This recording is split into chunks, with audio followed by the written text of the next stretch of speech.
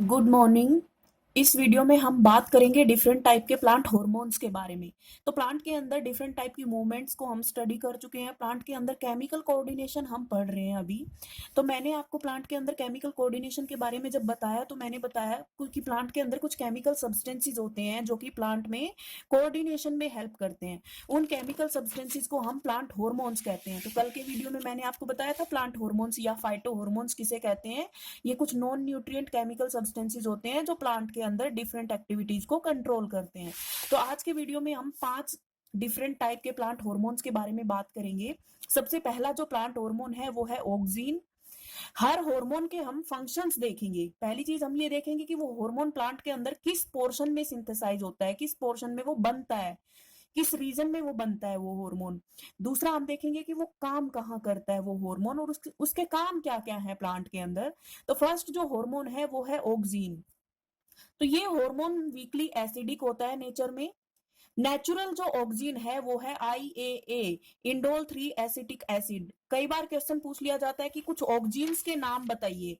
तो natural oxygen तो एक हो गया, इसके अलावा कुछ सिंथेटिक ऑक्सीन्स है जो मार्केट में अवेलेबल होते हैं, जैसे कि IBA, NAA, 2,4-D। ये कुछ एग्जांपल्स हैं ऑक्सीन्स के। अब जो नेचुरल ऑक्सीन होता है वो शूट के टिप में सिंथेसाइज होता है। किसी भी प्लांट में जो शूट की टिप होती है वहां पे नेचुरल ऑक्सीन सिंथेसाइज होता है। यंग लीव्स और सीड्स के अंदर भी ये सिंथेसाइज होता है। तो साइट ऑफ सिंथेसिस इसकी होगी shoot tip, young leaves and seeds. अब फंक्शंस देखिए ऑक्सीन क्या क्या फंक्शंस परफॉर्म करता है प्लांट की बॉडी के अंदर। इसका सबसे जो इंपॉर्टेंट फंक्शन होता है वो सेल एलोंगेशन या सेल एनलार्जमेंट होता है, कि कोई भी सेल साइज में ग्रो करेगी, इलोंगेट करेगी, वो ऑक्सीन के इन्फ्लुएंस के अंडर करेगी। इसके अलावा और इसके फंक्शंस हैं एपिकल डोमिनेंस। अब एपिकल डोमिनेंस का क्या मतलब होता है, देखिए फूल जो होते हैं किसी भी पौधे में वो दो जगह से अराइज होते हैं, एक टिप पे से, एक साइड में से।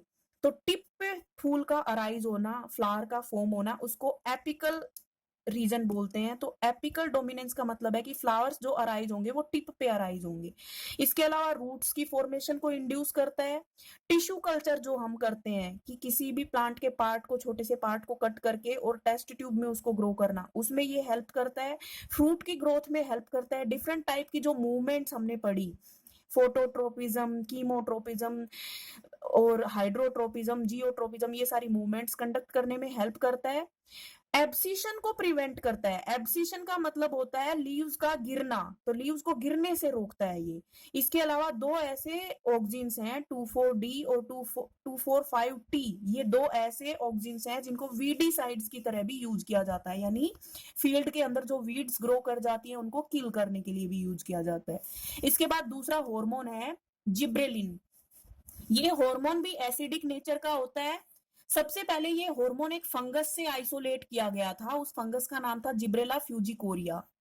इस हार्मोन के काम क्या क्या होते हैं, जिब्रेलिन भी ऑक्सीन की तरह ही सेल की एनलार्जमेंट को प्रमोट करता है। लेकिन आप यहाँ पे एक चीज याद रखेंगे, जिब्रेलिन काम तभी करता है जब साथ में उसको ऑक्सीन का साथ मिलता है। तो gibberellin promotes cell enlargement in presence of auxin. Always remember this. Gibberellin promotes cell enlargement and cell differentiation only in presence of auxin. Apart from this, gibberellin also promotes growth in leaves, stem, internode and fruits. इसके अलावा जो sugar का पौधा होता है, sugar cane का जो पौधा होता है गन्ने, उसमें शुगर के कंटेंट को बढ़ाने के लिए और फ्रूट्स की यील्ड को बढ़ाने के लिए जिब्रेलिन को यूज किया जाता है। इसके बाद डोरमेंसी को ब्रेक करने में इसका बहुत इंपॉर्टेंट रोल होता है। तो अब डोरमेंसी क्या होता है, एक सीड जर्मिनेट ना कर पाए इसको बोलते हैं डोरमेंसी की स्टेट। और जब एक सीड जर्मिनेट करता है मतलब उस सीड ने डोरमेंसी को तोड़ दिया, ब्रेक कर दिया। तो इस डोरमेंसी को ब्रेक करने का काम जिब्रेलिन करते हैं। ड्वार्फिज्म को कंट्रोल करता है, ये ड्वार्फिज्म को ओवरकम करता है। ड्वार्फ मतलब छोटा, बोना। तो कोई भी प्लांट ड्वार्फ ना रहे, यानी कि देखिए सिंपल सी बात है, जब ये इलोंगेशन कॉज कर रहा है जिब्रेलिन, सेल्स की इलोंगेशन कॉज कर रहा है, मतलब ये सेल्स को लॉन्ग कर रहा है, प्लांट की हाइट को इंक्रीज कर रहा है, यानी ड्वार्फिज्म को रोक रहा है, ये प्रिवेंट कर रहा है।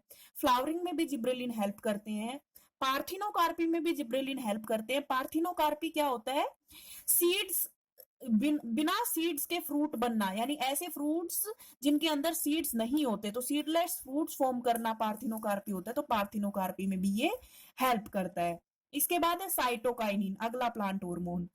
नेचुरल साइटोकाइनिन है जियाटिन।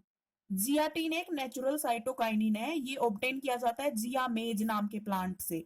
जियामेज जो मकई का पौधा होता है उसको बोलते हैं। एक सिंथेटिक साइटोकाइनिन का भी यहाँ मैंने नाम लिखा है, काइनेटिन जिसे हम बोलते हैं।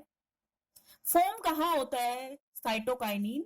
साइटोकाइनिन रूट्स की टिप पे फॉर्म होते हैं, और जो सीड्स होते हैं उन सीड्स के एंडोस्पर्म में। अभी हमने जो दो पढ़े ऑक्सिन और जिब्रेलिन, ये फॉर्म होते हैं स्टेम की टिप पे, यंग लीव्स में और सीड्स में, जबकि साइटोकाइनिन फॉर्म होता है रूट की टिप में और सीड के एंडोस्पर्म में। इसके फंक्शंस देखिए, साइटोकाइनिन का काम होता है सेल डिवीजन में।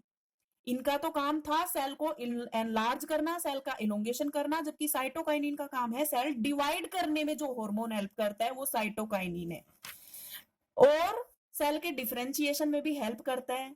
तो एक तरह से साइटोकाइनिन का जो काम है वो ऑक्सिन और जिब्रेलिन के ऑपोजिट काम है, यानी कि साइटोकाइनिन सेल के डिवीजन में हेल्प कर रहा है, जबकि ऑक्सिन और जिब्रेलिन सेल के ग्रोथ में, एनलार्जमेंट में हेल्प कर रहे थे। ये भी डोरमेंसी को ब्रेक करने में हेल्प करता है, सीड्स और बड्स की डोरमेंसी को ब्रेक करने में हेल्प करता है, स्टोमेटा की ओपनिंग में ये हेल्प करता है। इसके अलावा सेनिसेंस को डिले करता है। सेनिसेंस का मतलब है लीव्स का, पत्तों का गिरना, उस चीज को रोकता है, ये प्लांट की एजिंग को रोकता है एक तरह से ये, और एपिकल डोमिनेंस को भी प्रिवेंट करता है। अब देखिए साइटोकाइनिन के जो फंक्शंस हैं वो ऑक्सिन के थोड़े से ऑपोजिट है, उल्टे हैं।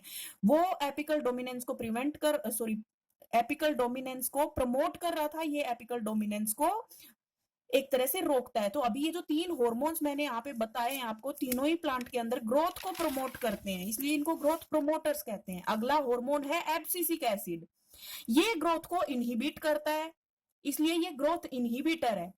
ऑक्सिन, जिब्रेलिन और साइटोकाइनिन तीनों के उल्टे काम करता है, ये उन तीनों से ऑपोजिट फंक्शन करता है। इसके फंक्शन देखिए, ये डोरमेंसी को इंड्यूस करता है, यानी एक सीड को जर्मिनेट होने से रोकता है, एक बड को फ्लावर में कन्वर्ट होने से रोकता है।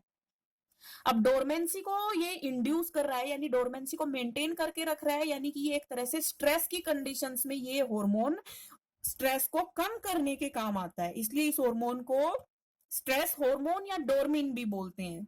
इसके अलावा ये एब्सिशन को प्रमोट करता है, यानी लीव्स की फॉलिंग को प्रमोट करता है कि पत्ते गिरें।